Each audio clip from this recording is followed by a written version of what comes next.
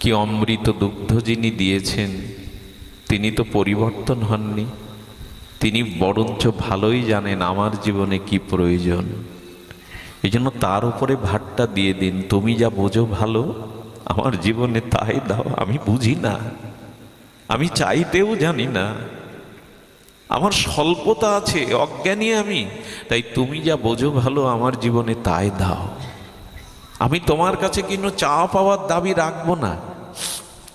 আচ্ছা, এই জগতে কারোর সাথে আপনার সম্বন্ধ যদি হয় আর যদি জেনে যান এই সম্বন্ধের পেছনে তার কিছু চাওয়া পাওয়া আমার কাছে স্বার্থ আছে, মনটা তার প্রতি শ্রদ্ধালু হবে?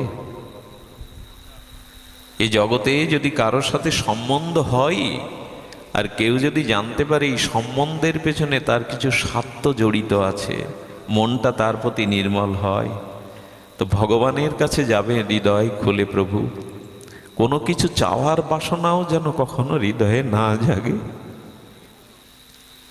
আমি যাতে তোমার চরণ ধরে ভজনে থাকতে পারি, তুমি তাই আমায় দাও। দেখুন, আমরা বুঝি না, আমাদের অতদূর তত্ত্বে আমরা অধিষ্ঠিত হয়নি। দ্রৌপদী, খুব ভালো ঘটনা মনে পড়ল, বনবাসে দ্রৌপদী খুদ সিদ্ধ করে কলার পাতাতে পঞ্চপাণ্ডবকে খেতে দিচ্ছে, পাঞ্চালী। তো খুদ সিদ্ধ করে যুধিষ্ঠির, অর্জুন, ভীম এদের পাতে, কুন্তির পাতে যখন দিচ্ছে, তখন দ্রৌপদী ঝরঝর করে কাঁদছে আর তার ভিতরে একটা ক্ষোভ জন্মাচ্ছে। যুধিষ্ঠির মহারাজকে প্রশ্ন করছেন, মহারাজ একটা প্রশ্নের উত্তর দিবেন? আমি ধর্মকে ঠিক ঠিক বুঝে উঠতে পারলাম না, কাকে ধর্ম বলে। কেন বুঝে উঠতে পারলেন না? তো সেখানে শব্দ এসছে, সারা জীবন আপনাদের পঞ্চপাণ্ডবকে বিষ খাইয়ে হত্যা করতে গেল যে, হ্যাঁ, আমাকে যে রাজসভার মধ্যে আর প্রীতি পুরুষের সম্মুখে বিদ্যজনের সভাতে শাড়ি ধরে উলঙ্গ করে যিনি আমাকে বস্ত্রহরণ করতে গেল, যিনি চতুর্গৃহে আপনাদের পুড়িয়ে মারল, সেই দুর্যোধন এখন রাজ সিংহাসনে বসে রাজভোগ খাচ্ছে। আর সারাটা জীবন ধর্মের আশ্রয় নিয়ে, ন্যায় নীতির আশ্রয় নিয়ে আমি একদিন 56 ব্যঞ্জন আপনাদের পাতে তুলে দিয়েছি। আমি পাঞ্চালী, ধ্রুপদ রাজার কন্যা, আমি যজ্ঞসেনী, যজ্ঞ থেকে এসেছি, সেই হাতে করে খুদ সিদ্ধ করে কলা পাতায় দিতে হচ্ছে। আমি তো বুঝলাম না ধর্ম কি। প্রশ্নটা বোঝা যায়? দ্রৌপদীর দিকে তাকিয়ে হাসছেন মহারাজ যুধিষ্ঠির। হরিদাস বর্জত মহাজ্ঞানী পরম ভক্ত বললেন, দ্রৌপদী, তার মানে তোমার মনের অভিলাষেই যে ভগবানকে ডাকলে, ভজন করলে, ন্যায় নীতি আদর্শ নিয়ে থাকলে তাদের জীবনে অভাব হবে না। আর ভগবানকে ডাকলে তার অভাব হবে না, খুদ খেতে হবে না, বনবাসে যেতে হবে না। তুমি এটাকেই ধর্ম মনে করো যে ভগবানকে ডাকলেই আমার রোগ হবে না, বিপদ হবে না, কলঙ্ক হবে না, আমাকে পথে নামতে হবে না, তুমি এই ভেবেছো তো? বলে হ্যাঁ, ধর্ম করলে তার এ দশা হবে কেন? আমি অনুরোধ করি, যারা গৌর গোবিন্দের চরণ আশ্রয় করে, হরিনাম আশ্রয় করে ভজন সাধন করছেন, তারা কখনো এটা ভাববেন না যে ভগবত চরণ আশ্রয় করলে বিপদ হবে না, দুঃখ হবে না, জরাব্যাধি হবে না, পথে নামতে হবে না, এরকম না। এই যদি মনে করেন তাহলে ধর্মকে আপনি ব্যবসায়িক ভিত্তিতে নিয়ে ফেলেছেন। মুদিখানা দোকানদারকে 10 টাকা দিলে 10 টাকার 1 প্যাকেট লবণ দিয়ে দিল, আর সম্বন্ধ রাখার দরকার আছে তার সাথে? আমি বাবু তোমাকে 10 টাকা দিয়েছি, তুমি 10 টাকা লবণ দিয়েছো, মিটে গেল। এটা কি দেনা পাওনা? ভক্তের সাথে ভগবানের সম্পর্ক কি দেওয়া নেওয়া? আমি তোমায় চরণাশ্রয় করেছি বলে তুমি আমাকে সুখ দাও, সম্মান দাও, এটা ব্যবসায়িক বৃত্তি। এটা ভগবানের কাছে কখনো, এই জন্য না, মন্দিরে পূজার থালা নিয়ে পুরোহিতকে, সেবা আচার্যকে বলবেন না, এই 20 টাকা দক্ষিণা দিয়ে বলুন আমার ছেলেটার চাকরি, আমার এই অসুখটা সেরে যায়। ভগবানের মন্দিরে খুব নিঃস্বার্থভাবে গেলে শান্তি পাবেন। তার চরণের দিকে তাকিয়ে শুধু ওইটুকুই জানবেন, তুমি আমাকে ভক্তি দাও, ভজনের মতো করুণা করো। তিনি অনেক বেশি চান আপনার মঙ্গল। কিসে আপনার মঙ্গল এটা তিনি জানেন, তার উপরে ভারটা দিয়ে দিন। যুধিষ্ঠির মহারাজ তখন দ্রৌপদীকে বলেছিল, কিছুর বিনিময়ে ভগবানের কাছ থেকে কিছু চাওয়াটা ব্যবসায়িক বৃত্তি, এটাকে ধর্ম বলে না। ধর্ম তাকেই বলে ভগবানের চরণাশ্রয় করে যত প্রতিকূল অবস্থা আসুক, সেই অবস্থাতেও ভগবানের করুণা বা কৃপা অনুভব করা নামই হলো প্রকৃত ধর্ম। ওই পরিস্থিতিতে ভগবানের কৃপা অনুভব করার নামই হলো ধর্ম। আমরা এই জায়গায় আসতে পারবো তো? গোবিন্দ এই জন্য বললেন, সন্তুষ্ট চেন কেন চিত, যে অবস্থায় থাকো ওই অবস্থাটাই সন্তুষ্ট থাকো। তাহলে জরা ব্যাধি বিপদ এলে সন্তুষ্ট থাকবো কেন? বললো, জরা ব্যাধি ভগবান দেননি, আমার পূর্বজন্মের প্রারব্ধ থেকে এসেছে, ওটা যত দ্রুত ভোগ করে শেষ করা যায় তত তোমার মুক্তি। দুটো দৃষ্টান্ত মনে পড়লো, যদিও পূর্বে বলেছি ভাগবত তো অভিন্ন ভগবান তত্ত্ব, হরি অনন্ত, হরি গুণ, হরি লীলাও অনন্ত। শুনুন তাহলে সেই মার্মিক কথা, যদিও বলেছি আপনাদের মাধব দাস বাবাজির কথা। মাধব দাস বাবাজি জগন্নাথ দেবের সখা, পুরুষোত্তম শ্রী জগন্নাথ দেবের ছোটবেলা থেকেই সখা। এমন সখা, ওনার সাথে খেলতেন, একসাথে কথা বলতেন। উনি যখন বৃন্দাবনে যাবেন তখন জগন্নাথ বললেন, আমিও তোমার সাথে সাথে বালক বেশে ব্রজ ঘুরতে যাব, এরকম সখ্যতা। তো হঠাৎ ওনার প্রায় 80 বছর বয়সে অতি রক্তস্রাব দেখা দিল। অতি রক্তস্রাব মানে রক্ত আমাশা। উনি 2 দিন পর্যন্ত শৌচের জল, রক্ত আমাশা বারবার যাচ্ছেন বাহ্য কাজ করতে, ওই 2 দিন পর্যন্ত শৌচের জল নিজে তুলে দেহটাকে পরিষ্কার করতে পেরেছিলেন। 2 দিন বাদে সমুদ্রের তীরে গরম বালুর উপরে পড়ে গেলেন, কিন্তু শৌচের জলটা আর বয়ে আনতে পারলেন না। মানে ওইখানে রোগের যন্ত্রণায় কাতরাচ্ছে, দুপুর হয়ে গেছে, রোগের জন্য কাঁদছে না, বিন্দু বিন্দু প্রেমাশ্রু পড়ছে, আর বলছেন, জগন্নাথ তোমার সেবা যদি না করতে পারি তুলে নাও। আমার অসুখ এসেছে, এটা আমি কিছু বলবো না, কিন্তু তোমার সেবা যদি না হয়, ফেলে রেখেছো কেন, তুলে নাও। তোমার সেবা ছাড়া তো আমি থাকতে পারবো না। আর এই 80 বছরের বৃদ্ধকে কেউ শৌচের জল বয়ে দেবে না, কারণ আমি বিবাহ করিনি, আমার সন্তানাদি সজ্জন কুটুম্ব কেউ নেই, তুমি ছাড়া আমার কেউ আপনও নেই। তুমি আমাকে তুলে নাও, আমি তোমার সেবা চাই, আমি রোগ থেকে নিষ্কৃতি চাই না, কিন্তু তোমার সেবা ছাড়া তো বাঁচব না। এভাবে যখন কাঁদছে না, পেছনে শৌচের জল সমুদ্র থেকে তুলে স্বয়ং জগন্নাথ ডাকছে, মাধব পৃথিবীতে কোন শাস্ত্রে দেখেছেন স্বয়ং ভগবান শৌচের জল মলমূত্রের ওর গায়ে মেখে আছে, 2 দিন পড়ে আছে তো গায়ে মলমূত্র মেখে আছে, জগন্নাথ শৌচের জল এনে গাটা ধুইয়ে দিচ্ছেন। প্রথমে মনে করেছেন কোন সহৃদয় ব্যক্তি এসেছেন, কিন্তু ফিরে তাকিয়ে দেখে সাক্ষাৎ জগন্নাথ মলমূত্র ধুইয়ে দিচ্ছেন। জগন্নাথ তোমার গায়ে দিব্য পদ্ম গন্ধ, তোমার অঙ্গে প্রসাদী গন্ধ, এই মলমূত্রের পচা গলা শরীরটাকে তুমি কেন পরিষ্কার করছো? জগন্নাথ কি বললো জানেন?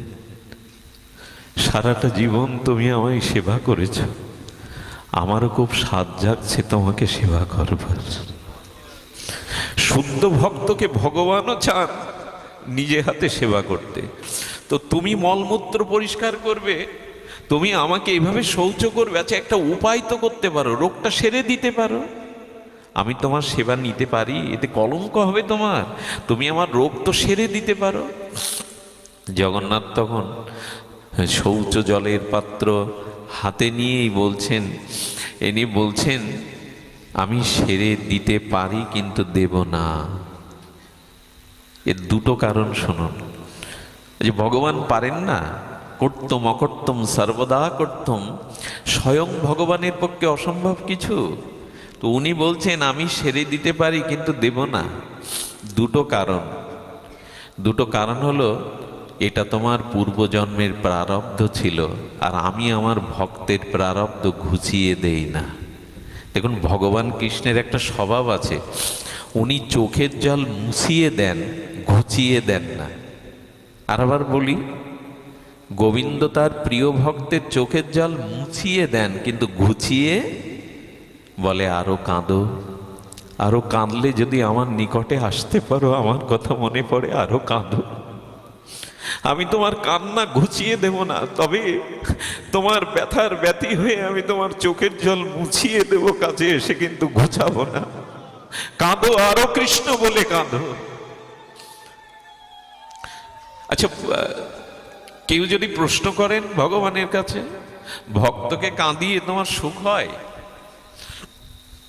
গোপীরা রাসমঞ্চে কৃষ্ণকে হারানোর পরে তারা বনের হরিণকে, যমুনাকে, বৃক্ষলতাকে পাগলের মতো বলেছিল, হরিণ বলো না আমাদের শ্যামসুন্দর কোন দিকে গেল, যমুনা বলো না শ্যামসুন্দর কোন দিকে গেল, তোমরা নীরব কেন, তোমাদের মুখে ভাষা নেই কেন?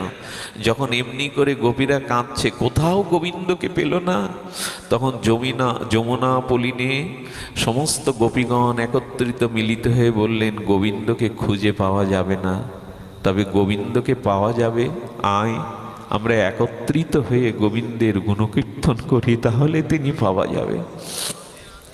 হ্যাঁ, দেখুন, কলিতে 3টি জায়গায় ভগবানকে পাবেন, আমি ঠিকানা দিয়ে দিচ্ছি, মিথ্যা ঠিকানা নয়, ভাগবত দিয়ে দিচ্ছে, অন্তরে লিখে নিন, এই 3টে জায়গায় ভগবানকে অবশ্যই পাবেন, এতে কোনো সংশয় নেই।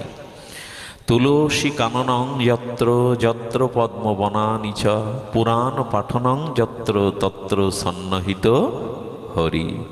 3টে জায়গা কোথায়? যেখানে অধিক পরিমাণ তুলসী কানন আছে, বৃন্দাজির বন আছে, যেখানে অধিক পরিমাণ তুলসী আছে, এই জন্য সনাতনী হিন্দুর ঘরে বেশি বেশি তুলসী গাছ রাখতে হয়, যেখানে তুলসী সেখানে ভগবান। স্বামী প্রণবানন্দ ভারত সেবাশ্রমের প্রতিষ্ঠাতা, এই হিন্দু জাতি সংগঠকের বাড়ি ছিল বৃহত্তম ফরিদপুর মাদারীপুরের। হ্যাঁ, তো এই ভূয়া বাড়ির সন্তান ব্রহ্মচারী বিনোদ তখন কিশোর, ওনার মা সারদা দেবী প্রতিদিন সন্ধ্যাবেলায় তুলসীকে প্রদীপ দিয়ে আরতি করতেন। এখন মায়েরা এটা ভুলে গেছে, অনেক মায়েরা দেন, কিন্তু পুরনো দিনের মা কাকিমারা, ঠাকুমারা তুলসী তলায় একটা গলায় আঁচল দিয়ে প্রদীপ দিতই। এই দৃশ্যটা দেখলেও প্রাণটা ভরে যেত। পূর্বপুরুষের কাছে তারা আশীর্বাদ চাইত, বৃন্দাজির কাছে তারা ভক্তির প্রার্থনা করত। এগুলো ফিরিয়ে আনো মা। ঘরের মধ্যে, অট্টালিকার মধ্যে, ফ্ল্যাটের মধ্যে থাকলেও সন্ধ্যায় তুলসীকে একটু প্রদীপ দিও। তো মা সারদা, বিনোদের গর্ভধারিণী মা সারদা দেবী যখন তুলসীকে আরতি করতেন, চিলেকোটা থেকে ব্রহ্মচারী বিনোদ মনে করছেন এই বৃক্ষটাকে মা এত প্রণাম করে, গলে আঁচল দিয়ে আর এইভাবে আরতি করে, কি আছে এর মধ্যে, আমি পরীক্ষা করতে চাই। ব্রহ্মচারী বিনোদ খুব তেজস্বী ছিলেন, তো উনি তখন ওই তুলসীর গায়ে থুতু ফেলেছেন চিলেকোটা থেকে, যে আমি দেখতে চাই ওর মধ্যে কে আছে। যেই থুতু ফেলেছেন, ব্রহ্মচারী বিনোদ আত্মজীবনীতে লিখছেন, ওর ভিতরে বিষ্ণুর জ্যোতি প্রকাট হয়ে গেল, স্বয়ং বিষ্ণু, এবং সেই জ্যোতি তার চোখরে ঠিকরে দিয়ে চিলেকোটা থেকে নিচে পড়ে গেল। এই পড়েই মূর্ছিত। গ্রামের সবাই বলল, ভয়া বাড়ির একমাত্র সন্তান এমনি করে মরে গেল। মা তো কাঁদছে। আধা ঘন্টা পর যখন ভিড় কমলো, বিনোদ যেন ধ্যান থেকে উঠলেন। ধ্যানের গভীর থেকে উঠে বলছেন, মা গোপন কথা আছে, ঘরে চলো। মাকে চোখের জলে বলল, মা তুলসী তুলসী নয়, ওর মধ্যে সাক্ষাৎ বিষ্ণু বাস করেন, আমি আজ চোখে দেখেছি। এই জন্য ভারত সেবাশ্রম বা প্রণাম মঠে যদি যান, দেখবেন কোথাও না কোথাও একটা তুলসী বেদি পাবেন। তুলসী কাননে ভগবান বিরাজ করেন। এই জন্য গৌড়ীয় বৈষ্ণবরা প্রতিদিন তুলসীকে জল সিঞ্চন করা, তুলসীকে প্রদক্ষিণ করা, প্রণাম করা। আর কি মহিমা দেখুন, জানি কানি চ পাপানি ব্রহ্মহুতানি, কানি চ স্থানি তানি প্রণাশন্তি প্রদক্ষিণ পদে পদে। জ্ঞানে বা অজ্ঞানে আপনি পাপ বা মহাপাপ যা করে থাকেন, তুলসীকে 4 বার পরিক্রমা করলেই ব্রহ্মহত্যা পাপ পর্যন্ত মুক্ত হওয়া যায়।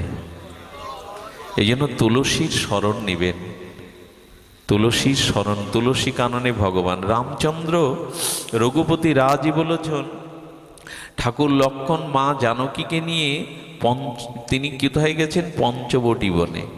পঞ্চবটী গিয়ে রঘুপতি রামচন্দ্র দেখছে একটা সরোবরে পদ্ম ফুটে আছে। সঙ্গে সঙ্গে লক্ষ্মণ ঠাকুরকে বলছে, লক্ষ্মণ, এখানে কি কিছুদিনের জন্য কুটির তৈরি করে আমরা বাস করতে পারি? তুমি অনুমতি দাও। লক্ষ্মণ হাত জোড় করে বললেন, দাস কখনো অনুমতি দেয়? দাস তো অনুমতি পালন করে। প্রভু, কি ভাষা লক্ষ্মণের! বললেন, প্রভু আপনার এখানে থাকতে মন চাইছে কেন? বলে, ওই যে কমল ফুটেছে সরোবরে, পদ্ম ফুটেছে। আচ্ছা, গোবিন্দের চরণকে কি বিশেষণ দেয়া যায়? চরণ কমল। কমল মানে পদ্ম, চরণ কমল। বদন, ভগবানের বদনটাকে কমলের সাথে তোলা। কমল চরণ, কমল বদন, কমল হস্ত, বলে না কমল হস্ত। অর্থাৎ গোবিন্দের যা কিছু বিশেষণ সব পদ্মকে দিয়ে, কমলকে দিয়ে। তাই পদ্মের বনে ভগবান বিরাজ করেন। আর কোথায়? পুরাণ পাঠনং, যে পুরাণ পাঠনং যত্র তত্র সন্নিহিত। আর একটা জায়গায় অবশ্যই পাবেন, যেখানে আপনাদের মতো শুদ্ধ ভক্ত মিলিত হয়ে হরি গুণাগুণ কীর্তন করেন, সেখানে ভগবান অবশ্যই থাকেন। এই জন্য বলছেন, পুরাণ পাঠনং যত্র তত্র সন্নিহিত হরি। যেখানে ভগবানের গুণগাথা, শুদ্ধ সাধু সঙ্গে ভগবানের নাম রূপ লীলাগতা, অমীয় অসমত্ব মাধুর্য কথা আলোচনা হয়, কীর্তন হয় তার নাম রূপের, ভগবানকে অবশ্যই সেখানে তোমরা পাবে। এত দূর থেকে আপনারা ছুটে আসেন কেন জানেন? এই প্রত্যাশাটা ভাগবত জাগিয়েছে, যেখানে শুদ্ধ ভক্ত সঙ্গ, হরি কথা, মহান মুখরিত মধুবী চরিত্র, ভগবানের লীলা কথা, অসমত্ব মাধুর্য সৌন্দর্য হরিকথা হয়, সেখানে ভগবান বললেন, আমি থাকি কি গো? আমি সবার পেছনে রাধারানীকে নিয়ে দাঁড়িয়ে দাঁড়িয়ে হরিকথা শুনি, দাঁড়িয়ে দাঁড়িয়ে ভক্তের মুখ দেখি। সেই জন্য হরিকথাতে এলে হরিকে পাওয়া যায়। আচ্ছা, তা না হলে আমার মতো নর্দমার কীট, আমার মতো এইভাবে একজন মাদিস অধম জীব, আমরা একটু হরিকথা বলছি, কিন্তু এখানের বাতাসটা দেখুন কত পবিত্র হয়ে গেছে, কত শুদ্ধ হয়ে গেছে। এর মধ্যে আমরা যারা এসছি, আমাদের মনে এখন কোনো দুশ্চিন্তা, কুচিন্তা এগুলো স্থান পাচ্ছে না। নারী পুরুষ একসাথে বসেছে, কিন্তু কারো মনে কোনো বিকার আসছে না। এর মানে কি? এর মানে সাক্ষাৎ ভগবানের অভিন্ন কলেবার ভাগবত যেখানে পঠন পাঠন হয়, বিশুদ্ধ ভক্তগণের চরণধূলি যেখানে পড়ে, সেখানে স্বয়ং ভগবান উপস্থিত হয়ে সেই বাতাবরণকে, যোগী ঋষি মুনি ভক্তগণ এসে ওই বাতাসটাকে পবিত্র করে দেয়। হ্যাঁ, এই জন্য হরিকথাতে যেতে গোপীগণ যমুনা পুলিনে মিলিত হয়ে তারা উচ্চেশ্বরে বিরহ ক্রন্দনের দ্বারা গোবিন্দের নাম রূপ লীলা কীর্তন করছেন। সেই বিরহ অশ্রুজলে গোপী গীতের দ্বারা গোবিন্দ এসে উপস্থিত হলেন। প্রাণনাথ, প্রাণেশ্বর, ব্রজেশ্বর, ব্রজনাথ, রাসেশ্বর উপস্থিত হলেন। গোপীগণ বলছেন, শ্যাম, হে সুন্দর, হে মনোহর, তুমি রাস মঞ্চ থেকে এভাবে অন্তর্ধান হয়ে কি করছিলে? খুব লক্ষ্য করে শুনুন। গোবিন্দ বললেন, আমি দূরে দাঁড়িয়ে দাঁড়িয়ে তোমাদের চোখের জলের কান্নাটা উপভোগ করছিলাম। আচ্ছা, এই জগতে আপনার কান্না দেখে কেউ যদি উপভোগ করে, সুখ পায়, আপনি তাকে কি বলবেন? নিষ্ঠুর না দরদি? আপনার চোখের জল দেখে, কান্না দেখে কেউ যদি দূরে দাঁড়িয়ে সুখ অনুভব করে, তো সে তো নিষ্ঠুর, সে তো দরদি নয়, মরমী জন নয়, হৃদয়ের জন্য নয়। হৃদয়ের জন্য হলে তো বুকে নিয়েই চোখের জল মুছিয়ে দিত। গোবিন্দ বললেন, আমি তোমাদের কান্নাটা দূর থেকে দেখছিলাম। শুধু দেখছিলাম না, এখানে একটা শব্দ দিয়েছেন মধুর, তোমাদের কান্না দেখতে দেখতে আমি ভজন করছিলাম, স্বয়ং ভগবান ভজন করছিল। বলে, আমাদের কান্না দেখে তোমার সুখ হচ্ছিল, তুমি ভজন করছিলে? বলে, হ্যাঁ, আমারও ভজন আছে যেন। গোবিন্দ বলছেন, আমারও ভজন আছে, তোমরা আমাকে শুধু ভজন করো না, আমিও তোমাদের। বলে, কোনো ভক্ত যখন নিষ্কাম বিশুদ্ধ ব্রজপ্রেমের দ্বারা নিষ্কাম বিশুদ্ধ ব্রজপ্রেমের দ্বারা আমার বিরহে কোনো ভক্ত যখন চোখের জল ফেলতে থাকে, তার নয়ন দিয়ে প্রেমাশ্রু বিগলিত হয়, এই দৃশ্য জগতে আমার সব থেকে ভজনীয় দৃশ্য। আমি ওই দৃশ্য দেখে দেখে ভজন করি। আমার জন্য কোনো ভক্ত যখন নয়নের প্রেমাশ্রু বিগলিত অশ্রু ধারা বয়ে দেয়, এটা আমার কাছে এত প্রিয় লাগে, আমি তার মুখবদন অশ্রু দেখে ভজন করি তার মুখখানা। ভগবান ভজন করেন কোনো ভক্তের যখন বিরহে প্রেমশ্রু বইতে থাকে, তোমায় তো পেলাম না প্রভু, তোমায় তো ভজন করতে পারলাম না, জগতে এসেছিলাম, তোমাকে ভজন করা হলো না, তোমাকে সেবা করা হলো না, তোমাকে আনন্দ দিতে পারলাম না, সেবার সুখ দিতে পারলাম না। এই বিরহে ভক্ত যখন কাঁদে, গোবিন্দ সেই চোখের জলটাকে ভজন করেন স্বয়ং ভগবান। এটা গোবিন্দর খুব প্রিয় লাগে। এই জন্য কি জানেন, স্ত্রী পুত্র বিয়োগ হলে, অশান্তি রোগ শোকে যন্ত্রণা কাতর হলে যখন মানুষ কাঁদে না, সবাই গিয়ে বলে আর কেঁদো না, যে যাওয়ার সে চলে গেছে, কাঁদতে নাই, এরকম বলে তো। কিন্তু যখন মানুষ ভগবানের জন্য ডুবরে ডুবরে কাঁদে না, তখন দেখবেন পাশের ব্যক্তি তাকে জড়িয়ে ধরে বলে আরো কাঁদো। এ সময় সান্ত্বনার বাণীটা বদলে যায়। সংসারে কেউ কাঁদলে, বিষয়ের কান্না কাঁদলে আপনজনেরা চোখের জল মুছিয়ে বলে কেঁদো না, কাঁদতে নাই, কেঁদে তাকে পাবে না। কিন্তু ভগবানের জন্য কৃষ্ণ বলে রাধা বলে কেউ কাঁদলে জড়িয়ে ধরে বলে আরো কাঁদো। এই কান্নাই তোমার বুককে হালকা করবে, এই ক্রোধন তোমার চিত্তে পরমানন্দ জাগিয়ে দেবে, আরো কাঁদো, কৃষ্ণ বলে কাঁদো, ভগবানের জন্য কাঁদো। একবার কেঁদে দেখবেন না, বুকটা হালকা হয়ে যাবে। ভগবানের জন্য যদি প্রেমাশ্রু ফেলতে পারেন, দেখবেন অনেক জন্মের জমানো হৃদয়ের পাথর নেমে গেছে। জল তো আসে না, নানান জন্মের অপরাধে পাথর হয়ে গেছে বুক। ঘটি বাটির জন্য, দুটো টাকার জন্য, স্ত্রী পুত্রের জন্য কত কাঁদি, কই গোবিন্দ বলে তো কাঁদা হয় না। গোবিন্দ বলে কাঁদবার মধ্যে সুখ আছে। ভগবান চেয়ে চেয়ে দেখে, খুব আনন্দ পান উনি। কারো কান্না দেখে আনন্দ পান, এই জন্য জীব যত কৃষ্ণ বলে রাধা বলে কাঁদে, তত তার চিত্ত নির্মল হয়। একজন ভক্ত না, সারা জীবন গুরুদেবের সেবা করেছে, জানেন, সিদ্ধ মহাত্মা, নামটা আমার স্মরণে আসছে না, সিদ্ধ মহাত্মা। তিনি খুব বিরল, বিরাট মহাপুরুষ। তো উনি যখন লীলা সংবরণ করবেন, ওনার মৃত্যুকে উনি তো জানেন, তখন সেই সেবককে সারা জীবন সহজ সরল প্রাণ ঢালা নিবেদিত সেবা করেছেন। বলে কিরে, আমার কাছে কিছু চাইবি না? সারা জীবন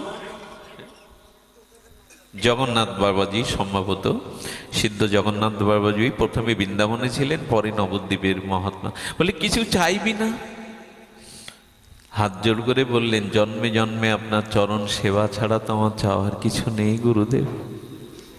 বলেন দেখ, খুব মন দিয়ে শোন, বলে দেখ, যদি তুই চাস আমি তোকে বৈকুণ্ঠ দিতে পারি।